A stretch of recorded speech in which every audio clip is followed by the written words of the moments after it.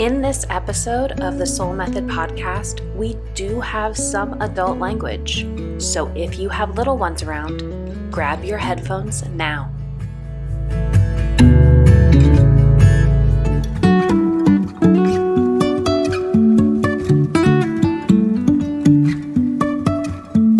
Life is a winding road, no telling where it goes. Driving through days and nights, won't stop for traffic light. Hi everyone, welcome back. I am Joelle Fawcett and I am your host and the founder of the Soul Method podcast, where our mission is to be your guide, to heal from the past, be at peace in the present, and create a future you love. And welcome to Season 2, Episode 3 of the Soul Method podcast, simply titled Integrity. And I am so excited to get into this with you guys tonight. And if you think it's going to be boring, because that topic may sound a little bland, stick with me. It's going to be entertaining, if nothing else, just because it's me. So this is a topic that I've been circling back to several times in the podcast because I wanted to make sure that I laid a proper foundation for us before I really dove into it. So that foundation is in Season 1 of this podcast. So if you have not listened to Season 1 of the podcast, you don't have to do it right now, but I do recommend that at some point, you go back and listen to that because it will really round out your understanding of some of the things we are going to go through today. So let's start with the general integrity. How would you define integrity? What is it to be an integrous person or live an integrous life? What images come to your mind? How would you describe what that looks like?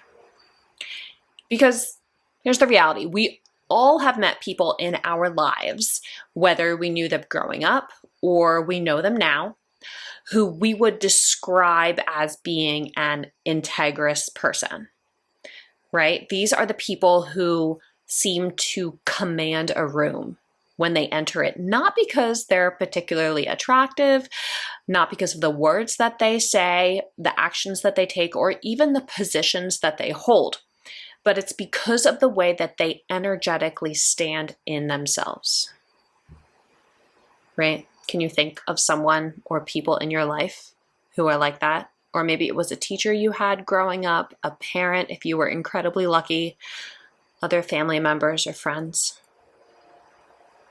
Who are those people? And most of the time when I ask people how they would define integrity, what they say is doing the right thing. Even in the dictionary, integrity is defined as the quality of being honest and having strong moral principles and moral uprightness. Now, for those of you who have listened to Season 1 of the Soul Method podcast, you know that one of the core foundational principles of the Soul Method itself is the basis that there is no such thing as right or wrong, that it does not exist. And so this kind of throws the whole definition of integrity then into question. And to go into that a little bit, there is nothing right beyond the things that are based in love and freedom. And these things should feel airy and light and expansive and whole, while things that would be considered wrong are based in our ego and based in fear and separateness and are often feel contractive to us. And normally when this happens to us, when we feel that we've done something wrong, we feel a concave happen in our solar plexus. And you've all experienced that before. We identify that as that, oh my goodness, we've done something wrong. What's actually happening is that we've done something out of our ego and out of fear and not something out of love and freedom, right? Now, often we grow up believing what is right and what is wrong based on what is taught to us. And I'll go into this a little bit. If you really want to walk through this thought process, go back to episodes 3 and 4 of season 1 of the podcast. It really goes into this. But our parents, our teachers, our guidance counselors, our society, and our culture teach us right and wrong. And if in our lifetime we don't at some point cast off these imposed rules and instead choose for ourselves, we can never live an authentic and aligned life. There will always be a sense of resistance and a sense of pressure in our alignment. So, back to our definition of integrity, if right and wrong do not exist as a judgment place, what does it mean to be a moral person? And is it possible to define morality outside of the rules of right and wrong? Because here's my belief, that living an integrous life should feel energetically expansive and free. It should feel light and airy and challenging, but not controlling. And most of the time, I see people where they say they're trying to live out of integrity, they're trying to live an integrous life, but what they're really doing is, unfortunately, trying to squeeze themselves into a too small cage of someone else's rules of morality. You ever been there? So even though our culture teaches us to do that, to, behave as a kid, it's actually completely the opposite of what we're trying to accomplish if we are wanting to step into a place of living out of integrity. Because living by anybody else's ideals that are out of your own alignment only results in resentment. That's all that happens. And this is what happened to me. If you listen to the first episode of season 1 where I tell my story, I tried desperately for so many years to chase down the right and wrong that was defined by everybody else around me instead of choosing for myself. And honestly, I really think that this is why so many of us have experienced what we call a midlife crisis. Because we hit that point where the storm inside of us is screaming against everything that we've been taught that we should do. And at that point, we can't ignore it anymore. We can't ignore the screaming of our own hearts. And because we have no instruction on how to handle this or what's happening or how to process through, we instead allow our lives to explode. And in that, we are able to hopefully choose for ourselves.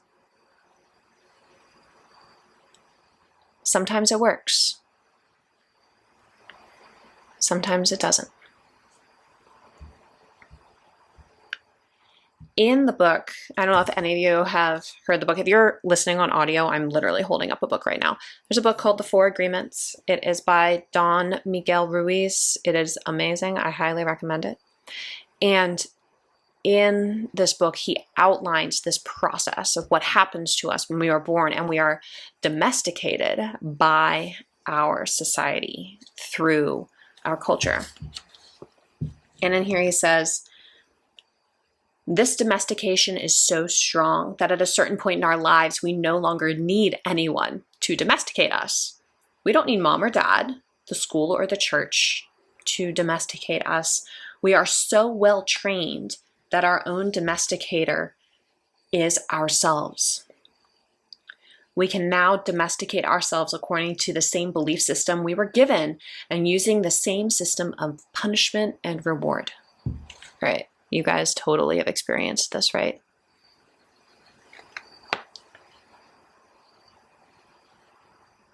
This belief system becomes the book of law that rules our mind. We base all of our judgments according to this book of law, even if it goes against our own nature. Hence the midlife crisis that we arrive at after somewhere between 25 and 55 years on this planet.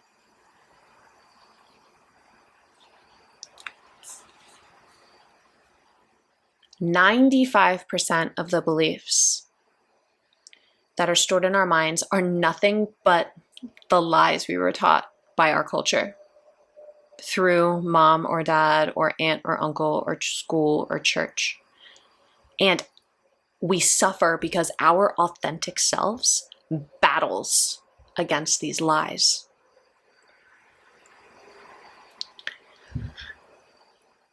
One of the lesser known quotes by Martin Luther King Jr. goes like this. Most people fear nothing more terribly than to take a position which stands out sharply and clearly from the prevailing opinion. The tendency of most is to adopt a view that is so ambiguous that it will include everything, and so popular that it will include everybody. This is the reason why we don't step into an adult life of our own choosing. Because we fear nothing more than the thoughts, words, opinions, attitudes, and reactions of those around us.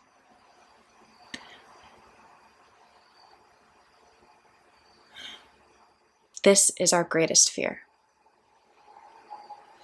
And if we look at human society today, we see a place that is so difficult to live in because it is ruled by this fear instead of ruled by integrity and authenticity.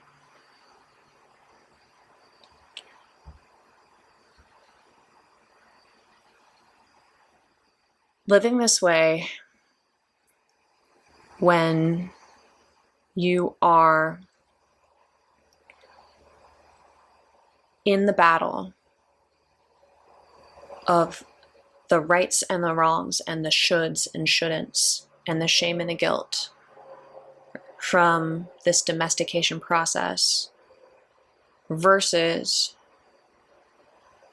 the alignment and authenticity of your own being. Living in that battle, I truly believe, is hell on earth.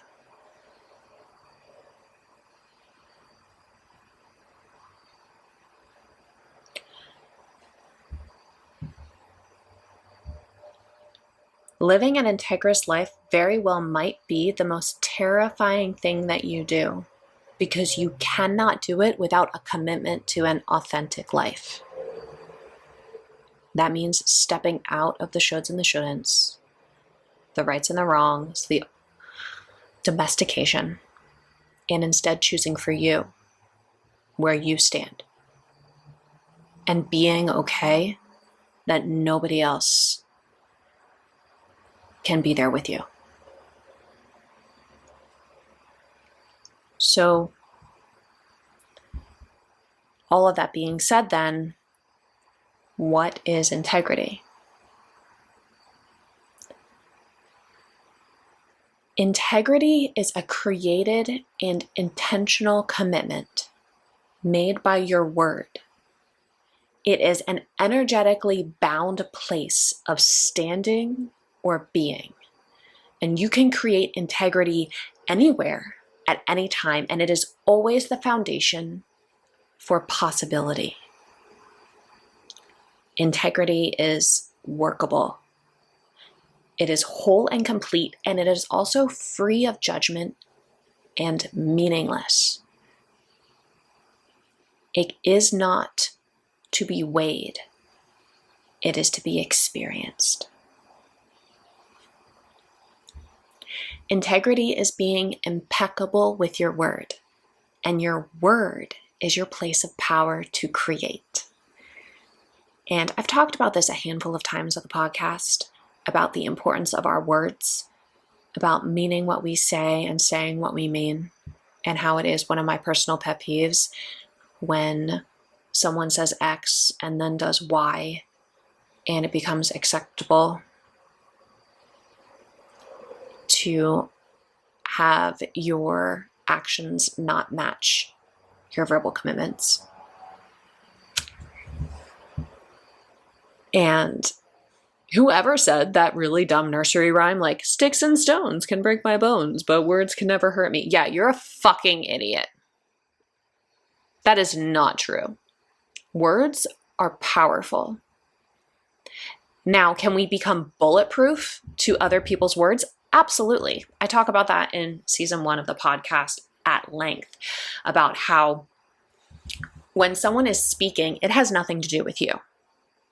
It has everything to do with them. Even if someone is coming at you and saying, you're this, you're that, you're whatever, it has nothing to do with you. It has everything to do with them and what they're going through.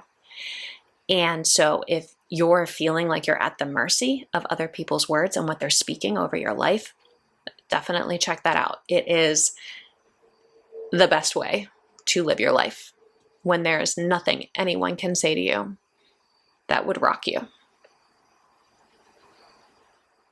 And words have power.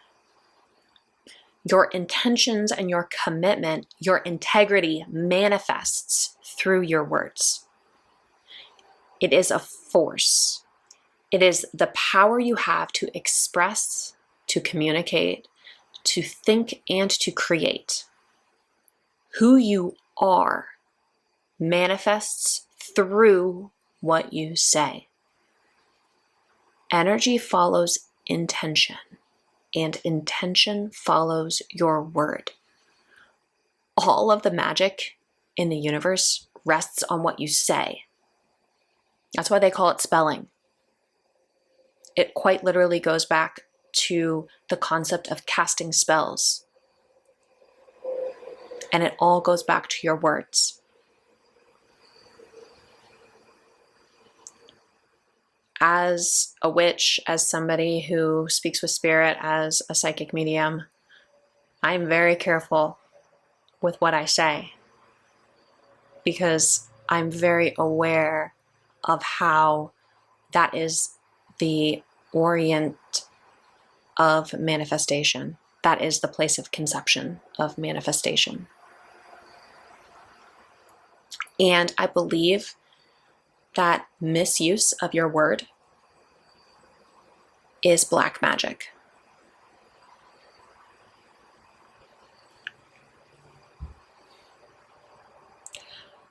Also from the book, The 4 Agreements, if we break down the word impeccable, because that is integrity, being impeccable with your word. And out of that place comes your authenticity and your alignment. If we break down impeccable, what that term means is without sin. And to be clear, we're not getting like churchy here. Sin simply means anything against yourself. Okay?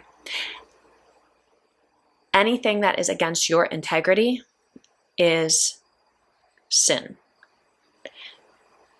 Because your integrity comes out of that most authentic and aligned place, which is the peace of spirit and God that was placed in your heart upon conception. That is a very firm belief of mine, that we all have a piece of God living in us, and it is always there, and it is what we are desiring to return to in this life, to return to love, to return to that perfect place in our hearts where we live out of spirit. When you are impeccable, you take responsibility for your actions, your words, and you do not judge yourself or others. Another way to think about this, that sin is an action against yourself. So I grew up going to church. I don't know if we have any churchgoers out there. I know there's multiple religions, all that stuff, right? But I don't know if any of you know the story of Moses and the burning bush. It is in the Old Testament. And in that story, God speaks, and Moses asks, "Who are you? What is your name?" And the universe God responds, "Yahweh," which is Hebrew and translates, "I am that I am." The name of God is not Jesus, it is not Buddha, it is not anything else besides I am. So anytime you say, "I am blank," what are you saying? Taking the Lord's name in vain isn't saying, "Oh my God," or cursing. It is saying, "I am anything that is against the Spirit of God that lives in me." I know that's a big one. Take a deep breath. I remember the first time that I studied this, and I studied an amazing man's work. His name's Wayne Dyer. He is no longer with us, unfortunately. However, I can't help but smile when I think about him, his books, his sharing of this knowledge, and all he did while he was here on earth. And the work he also did with a man named James Twyman in the book, The Moses Code. So if you want to go down that rabbit hole and learn a lot more about that, I highly recommend the work of Wayne Dyer and James Twyman. And going back to this, anything that you say that starts with that phrase, "I am," you either create pure magic or you create black magic that goes against that Spirit of God in you. You choose. You can measure the impeccability of your word by your level of authentic self-love, which is love of spirit. That is love of God. I am not the person to talk to if you want to be a martyr and mea culpa, beat yourself across your back, or believe that suffering is the way to find God. Because I don't believe in any of that.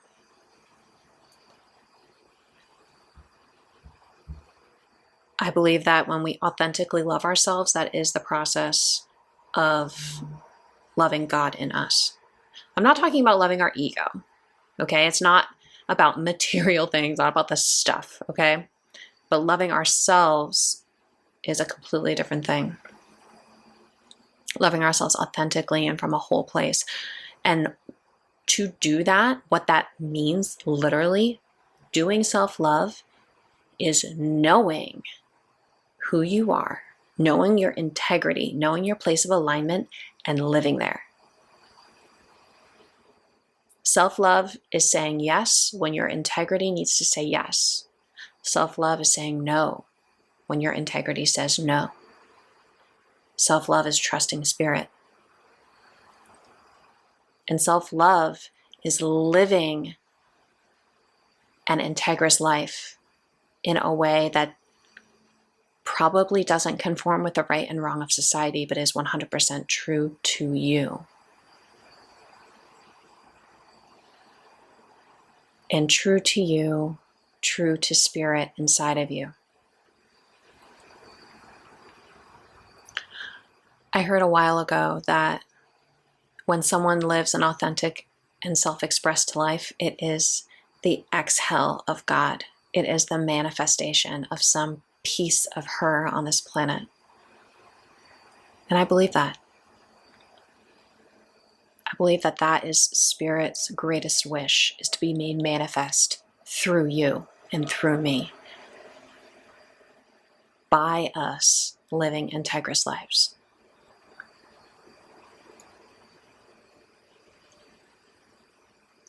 And how you feel and speak about yourself is directly proportionate to your personal level of integrity. It's interesting in the work that I do and the amount of people that I talk to, and how so often I feel so sad because I hear people speak about themselves or speak about others, which really is only a reflection of how they feel about themselves.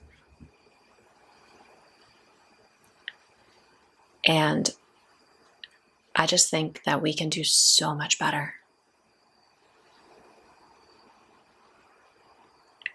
When you find this place of integrity, when you find your alignment, it will feel expansive. You'll know. And out of that place, you can create anything in your life. That is the place where hell ends and heaven on earth begins. That's the place in the heart where you sense freedom, where you sense love and lightness, and that is your clue to lean in.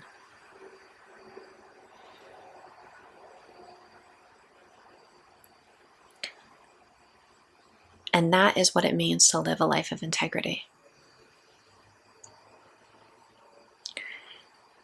And as we bring this to a close, how are you guys doing?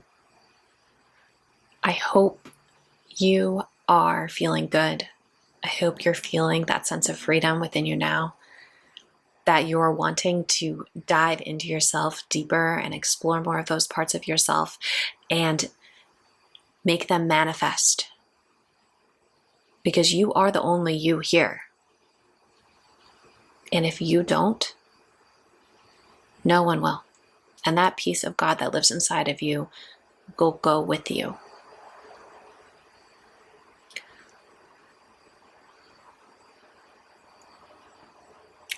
As always, I would love to hear from you.